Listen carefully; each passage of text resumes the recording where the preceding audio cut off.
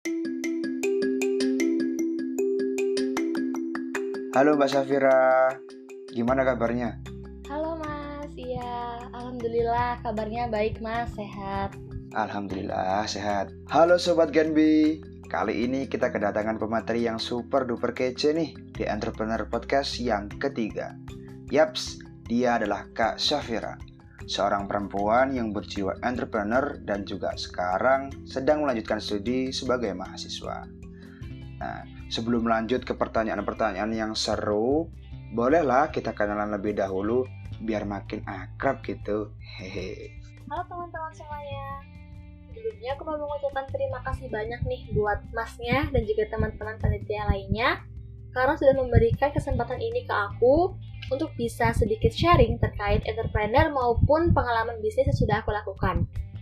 Seneng banget nih bisa datang di EP Genbi Unesa yang ketiga ini, keren banget acaranya. Nah, di sini aku perkenalkan diri terlebih dahulu ya.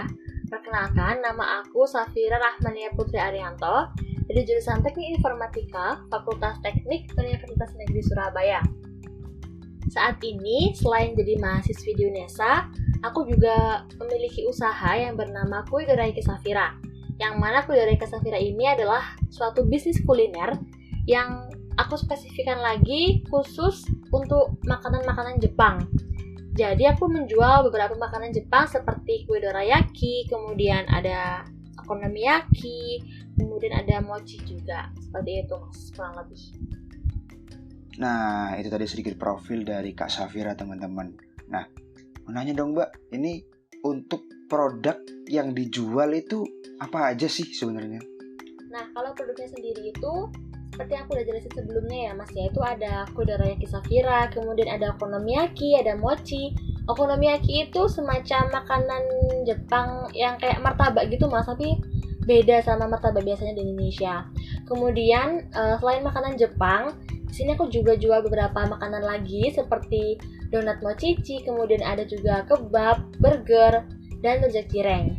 Selain itu juga jual minumannya juga sih Mas. Minumannya itu Aisyap. Itu kayak minuman boba-boba gitu, es macam-macam rasa. Nah Mbak, boleh cerita dong gimana latar belakang dari produknya ini kok bisa sampai sekarang ini terjual dan juga hadir gitu di pasaran, terkhusus lagi untuk produk dorayaki ini. Nah, itu dulu historinya kayak apa sih? Awal mulanya gimana, terus yang melatar belakangi ini untuk dibuat itu apa, terus kok bisa gitu punya ide untuk menciptakan bisnis berupa dorayaki ini. Monggo Mbak. Nah, kalau latar belakangnya sendiri itu pasti kan sebuah bisnis itu gak mungkin langsung bisa memiliki pelanggan yang banyak, gak mungkin langsung memiliki rasa yang enak gitu. Nah, sama kayak aku Mas, dulu itu sebelum ketemu dorayaki Safira, aku pernah sempat jualan beberapa makanan ataupun barang-barang, tapi emang hasilnya itu gak sesuai dengan ekspektasiku gitu. Nah, akhirnya sampai ketemu lah sekarang, alhamdulillah banget udah ketemu jalannya di sini di Dorayaki Safira. Awalnya itu karena aku suka makan ya Mas ya, dan juga keluarga aku suka banget kayak hunting-hunting makanan, kayak berburu kuliner gitu. Terus kita cari nih makanan di luar sana tuh apa sih yang lagi viral, apa sih yang lagi rame, apa sih makanan yang itu nggak biasa gitu loh Mas. Kita cari makanan itu yang nggak banyak dijual orang gitu. Sampai ketika waktu jalan-jalan di sebuah mall gitu, ada kayak outlet gitu jualan makanan khas Jepang semuanya gitu. Itu dan rame banget gitu Mas jualannya. Terus akhirnya kan beli. Terus ternyata emang rasanya tuh enak banget gitu. Tapi harganya tuh nggak worth it gitu Mas, dengan harga segitu meskipun rasanya enak tapi nggak worth it gitu bagi aku. Terus akhirnya aku sama mama aku kepikiran, kenapa kita nggak jual kayak gini aja makanan Jepang, toh juga makanannya itu jarang dijual orang gitu. Terus kita cobalah untuk belajar gimana sih cara bikin kue dorayaki ini gitu. Nah, pertama itu kita langsung kepikiran dorayaki karena emang dorayaki itu dari si outlet itu ya, itu enak banget rasanya. Terus kan gampang gitu ya branding usahanya, karena pasti nanti itu target pasarnya adalah anak-anak kecil, anak SD, SMP, SMA, dan itu kenalnya itu udah kenal gitu karena lewat kartun Doraemon. Jadi kan tahu, wah kalau lihat Doraemon tuh pasti kepikiran dorayaki. Nah akhirnya itu kita belajar gimana cara bikin dorayaki yang enak gitu. Terus kita belajar, kita ikut kursus, kemudian akhirnya sampai nemulah komposisi yang tepat dengan rasa yang tepat. Setelah trial dan error beberapa kali, kita testimoni ke teman-teman lain, ke keluarga yang lain, dan rasanya tuh udah pas, jadi kita barulah jualan kue dorayaki. Dan alhamdulillah sampai sekarang kue dorayaki Safira ini punya banyak pelanggan dan sudah merambah ke produk makanan Jepang lainnya. Seperti itu, Mas. Nah, menarik banget ya teman-teman tadi. Berawal dari hobi makan, terus jajan, terus habis itu tahu produknya itu bagus dan pasarnya itu ada peluang, nah diambil. Nah itu. Nah, mau nanya dong Mbak nih, perbedaan antara dorayakinya Mbak Safira dengan yang lain itu apa sih? Kan pasti setiap produk itu ada beda-bedanya. Nah, yang membedakan itu apa Mbak? Monggo. Pembeda antara produk kita Dorayaki Safira dengan produk dorayaki yang umum itu yang pertama adalah kalau dorayaki biasanya itu cuman 2 roti terus kemudian diisi dengan selai-selai, seperti kalau umumnya sih selai kacang merah ya. Tapi di produk Dorayaki Safira ini selainya isiannya adalah selai coklat, yang mana selai coklat ini adalah selai yang menjadi favorit dari teman-teman ataupun dari target pasar kita, yaitu anak SD, SMP, SMA itu. Nah, untuk menambah minat atau menarik perhatian dari anak-anak SD, SMP, SMA, kita tambahkan topping di atasnya. Jadi itu kuenya ada banyak rasa. Kita sedia banyak rasa, ada coklat, vanila, strawberry, melon, pandan, taro, red velvet, banyak pokoknya. Tapi yang paling bestseller kuenya adalah kue coklat tentunya, karena coklat itu kan kesukaan semua anak ya. Kemudian setelah kita isi dengan isian coklat, di atasnya itu kita kasih topping gitu. Ada topping selai buah-buahan. Itu pun bisa pilih, tergantung anaknya mau pilih yang mana. Kemudian ada juga topping misis. Jadi kita tuh konsepnya nggak hanya inovasi dari produknya aja, tapi kita juga konsepnya tuh open kitchen. Jadi kita di Gresik itu kita buka stand, terus jadi ketika ada anak yang beli itu masih dalam keadaan hangat, terus tergantung selera mereka. Jadi mereka pilih, mereka mau kue rasa apa, mereka kasih topping atau enggak. Kalau iya, mereka mau kasih topping yang mana. Jadi sesuai selera masing-masing orang. Gitu sih pembedanya antara kue dorayaki Safira dengan kue dorayaki yang lainnya. Gitu, Kak. Mbak Safira, ini kan makanan itu kan beragam nih, banyak jenisnya juga. Alasannya kenapa sih kok malah milih makanan Jepang gitu? Kan masih banyak tuh makanan-makanan lain yang tradisional dan sebagainya gitu. Nah, monggo Mbak Safira. Oke, kalau ditanya kenapa harus makanan Jepang sih, nggak tahu ya Mas jawabannya kenapa. Soalnya dari awal kan emang nggak ngeharusin dan nggak maksain jualan Jepang-Jepangan gitu. Tapi karena emang sebuah ketidaksengajaan tadi yang aku ceritain. Nah, setelah kita udah launching nih makanan dorayaki Safira, terus kemudian lumayan banget pelanggannya udah mulai banyak, terus kita sadar ternyata emang makanan Jepang itu, terutama makanan ringannya ya kayak cemilannya itu bentuknya tuh lucu-lucu, unik, imut-imut, dan juga rasanya tuh enak. Selain itu yang paling penting adalah di Indonesia, khususnya di kota Gresik ini itu jarang banget yang jual. Jadi kan pasti lebih berpeluang tinggi untuk laku ya Mas ya, karena kan pesaingnya rendah gitu. Di Gresik sendiri itu emang belum ada ya Mas, setelah aku cari-cari informasi itu belum ada yang jual kue dorayaki. Jadi kue dorayaki Safira ini dikatakan sebagai pelopor kue dorayaki pertama di kota Gresik, seperti itu Mas. Kak Safira, boleh cerita dikit dong, apa aja sih pengalaman organisasi di bidang bisnis yang udah dan juga pernah kakak dapetin gitu? Monggo Kak. Ya, kalau ngomongin terkait pengalaman organisasi dan juga bisnis ya Kak ya, aku bukan tipe anak yang suka organisasi formal kayak OSIS, BEM, HIMA gitu Kak. Aku lebih suka ke organisasi ataupun komunitas yang non formal, yang kayak santai gitu. Kalau di SMA dulu aku nggak ikut OSIS, tapi aku aktif di ekstrakurikuler entrepreneur. Di situ aku enjoy banget karena ketemu teman-teman yang punya jiwa entrepreneur juga. Jadi kita bisa sharing-sharing nih terkait gimana sih cara bikin usaha yang laris, gimana caranya promosi pakai digital gitu-gitu. Dan di SMA itu aku juga dipercaya sebagai wakil ketua umum entrepreneur di SMA aku. Terus waktu SMA dulu tuh juga udah mulai jalan sih Kak Dorayaki-nya, karena kan Dorayaki ini sejak tahun 2015-2016 gitu Kak ya.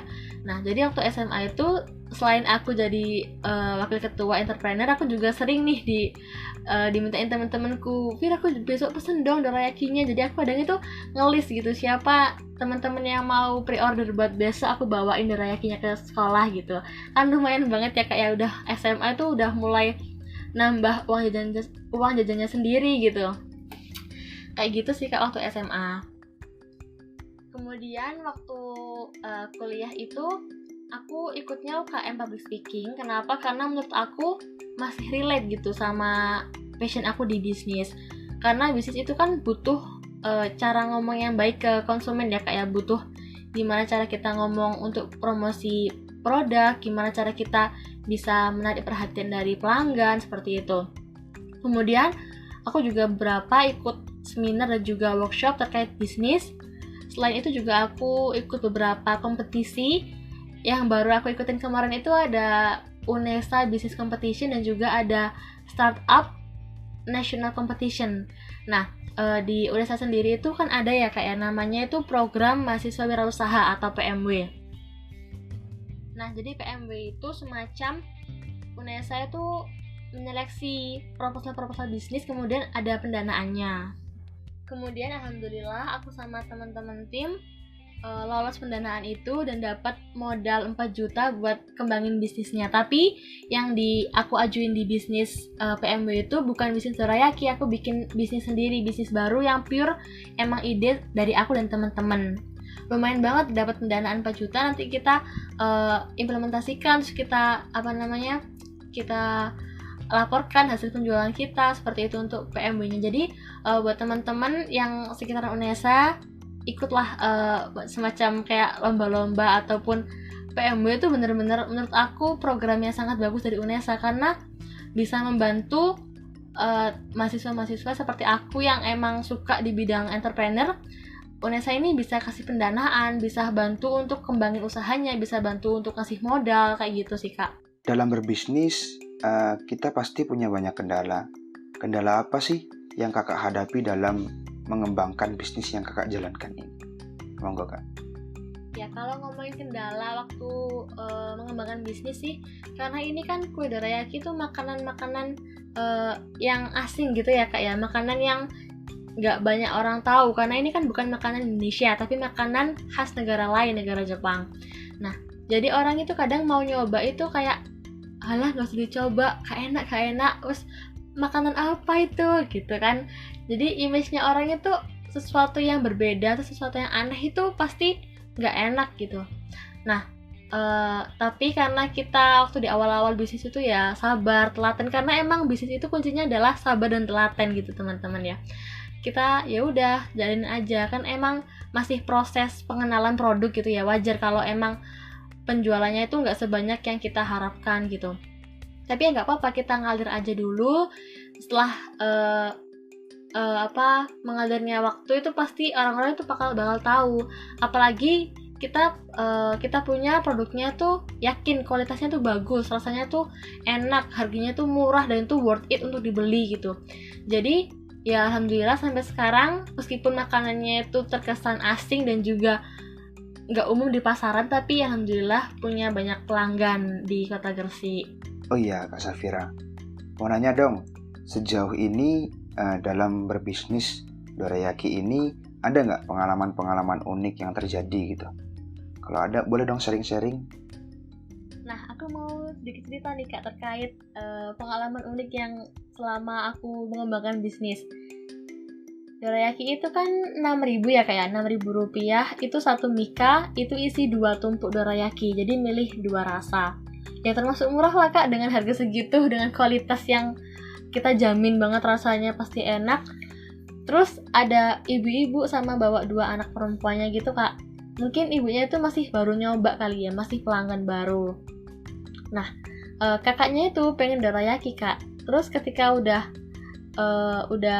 kita bikin dorayakinya itu, adiknya juga pengen. Terus ibunya tuh kayak, udah gak usah gitu, mahal ini 6.000 gitu.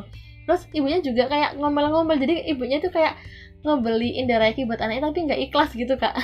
Kan sebagai penjual kan rasanya gimana gitu Kak, ya kayak nggak enak gitu kan, masa orang beli itu dengan apa ya, kayak nggak ikhlas gitu beli produk kami gitu. Terus ibunya juga bilang, halah mbak cuman gini aja, kue gini 6.000 kok mahal banget kan ya, mungkin dibandingin makanan-makanan lain yang cuma harganya 3.000, 4.000 kan termasuk mahal ya Kak ya. Nah terus ya udah, setelah di kata-katain kayak gitu, kayak harganya mahal cuman tepung sama telur doang kok 6.000 gitu. Ya udah diem aja, kita senyum aja gitu. Terus ibunya kan beli satu mika ya. Terus setelah ibunya pergi tuh, ibunya balik lagi Mas. Ibunya tuh balik lagi terus sambil bilang gini, Kak masih ada nggak, ini soalnya adiknya minta tadi nggak mau. Terus padahal tuh adiknya tuh minta gitu, dari tadi tuh udah minta gitu Mas. Terus ya udah habis Bu, maaf ya gitu. Terus aku tanyain, kenapa Bu kok balik, katanya 6.000 mahal gitu. Terus iya mbak ternyata enak. Nah dalam hati aku mikir ya, emang lah kita sebagai penjual tuh nggak mungkin ngejual harga mungkin yang dianggap tinggi itu nggak ada kualitasnya. Kita tuh 6.000 itu udah apa ya, minim banget gitu loh keuntungannya. Kita tuh pengennya pokoknya asal lancar gitu usahanya, tapi kok malah digituin kan kadang gimana gitu ya Mas ya. Kita tuh menjual harga segitu tuh karena punya kualitas yang kita rasa tuh worth it untuk dibeli gitu Kak. Ya itu sih Kak, rada gimana gitu ya pengalamannya. Kalau boleh tahu nih Kak, berapa sih omset yang dihasilkan sejauh ini? Ya, kalau terkait omset, karena kue dorayaki Safira ini kan ada offline sama online-nya ya Kak ya. Kalau offline-nya itu kita ada stand di Suci Central Market, Pondok Permata Suci Manyar Gresik. Di situ kami buka setiap hari Selasa sampai Minggu, tepatnya mulai jam 6 sampai jam 11 siang. Nah, untuk weekday sendiri, weekdays di hari Selasa sampai Jumat itu perharinya kita bisa menjual hingga 40 sampai 50 mika. Kalau di weekend di hari Sabtu sama Minggu kita perharinya itu bisa mencapai 100 sampai 120 mika Kak. Itu dalam kurun waktu jam 6 sampai jam 11 ya Kak, lumayan singkat. Soalnya emang tempatnya itu sampai siang aja bukanya. Suci Central Marketnya itu cuman beroperasinya sampai siang aja, jadi kita kan tutupnya jam 11. Nah, jadi kira-kira untuk omset dorayaki keseluruhan itu satu bulannya bisa mendapatkan sekitar 8 sampai 9 juta. Itu hanya omset dari dorayaki Safira saja dan tidak termasuk dari penjualan online by GoFood dan juga penjualan produk lainnya seperti okonomiyaki dan Aisyap. Jadi itu pure dari dorayaki Safira aja. Ya lumayan lah Kak buat tambah-tambahan ketika kita pengen jajan-jajan apa gitu kan, lumayan. Bagaimana cara Kak Safira menghadapi usaha yang saat ini memiliki banyak pesaing? Mengingat pasti setiap bisnis pasti ada pesaingnya. Nah, apa yang Kak Safira lakukan? Cara untuk menghadapi pesaing yang baru muncul ya Kak ya. Ya emang ya Kak, kalau bisnis yang jarang ada itu kan pasti bakalan banyak pesaing-pesaing yang mengadu nasib di produk yang sama.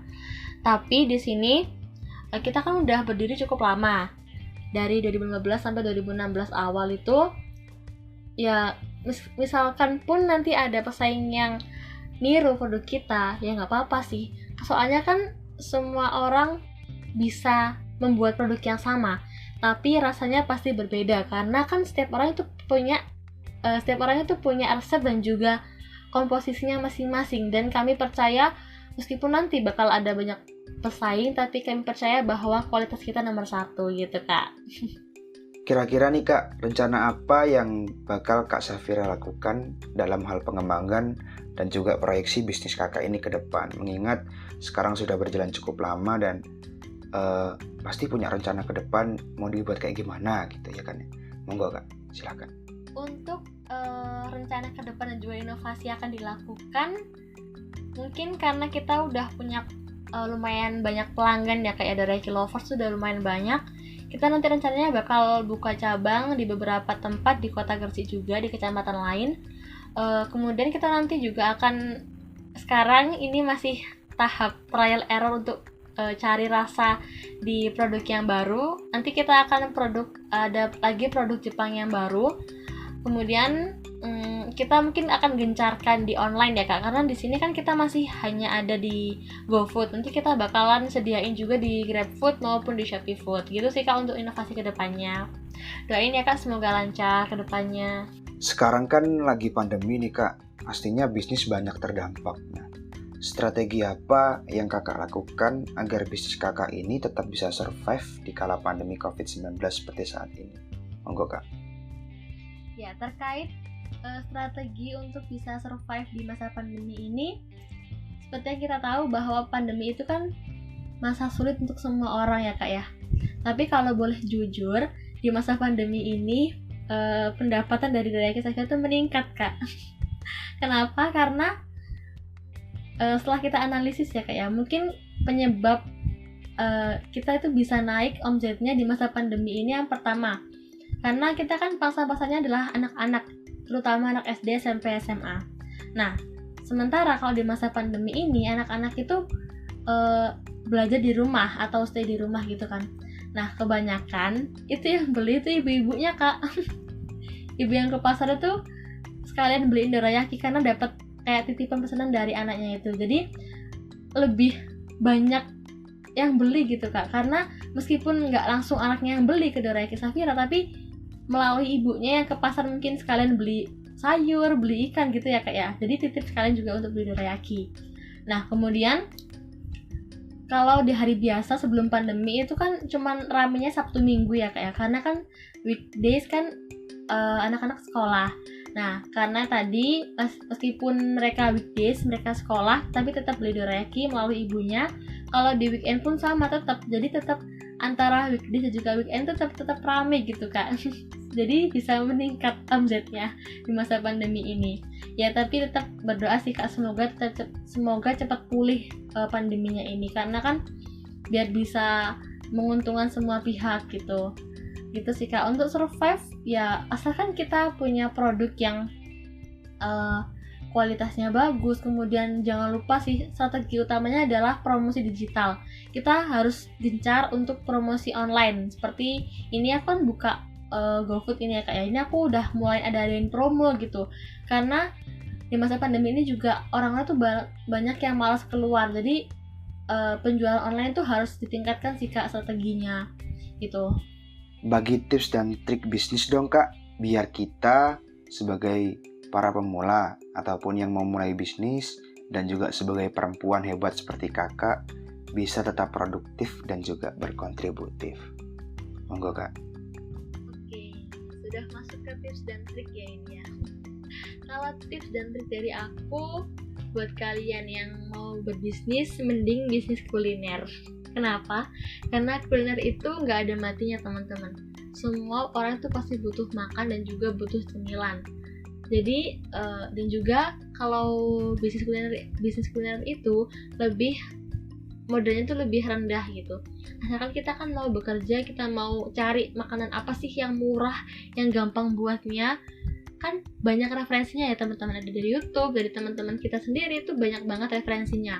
Jadi kita tergantung kita nanti mau bikin usaha makanan apa gitu.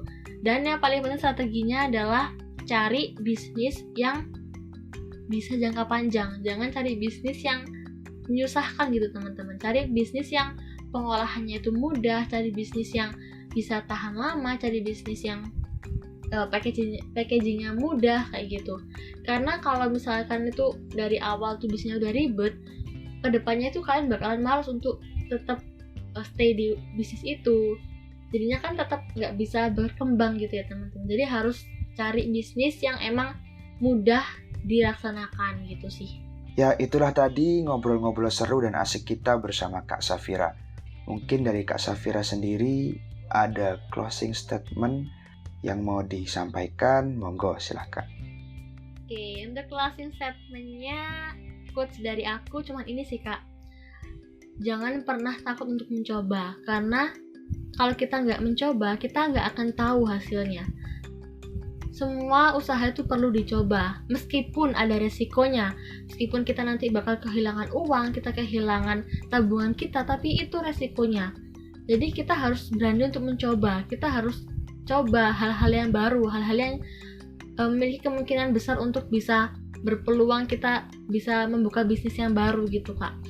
Jadi intinya coba aja dulu, mulai aja dulu, kita harus yakin sama produk kita harus gencar promosinya kayak gitu Kak. Semangat buat teman-teman yang mau mulai bisnis, dan jangan lupa untuk banyak-banyak belajar dan menimba ilmu dari berbagai macam sudut pandang gitu ya teman-teman ya. Semangat semuanya. Tak terasa kita telah berada di penghujung dari Entrepreneur Podcast yang ketiga bersama Kak Safira. Pada kesempatan kali ini kita belajar banyak sekali dari Kak Safira, baik dari ilmu, pengalaman, dan berbagai cerita yang sudah dipaparkan oleh beliau. Dan untuk Sobat Gen B, dimanapun berada, terus dengarkan podcast-podcast kami pada seri-seri selanjutnya pada official Instagram, YouTube, dan juga Spotify Gen B Unesa. Sampai jumpa di seri Entrepreneur Podcast yang selanjutnya. Salam generasi baru Indonesia.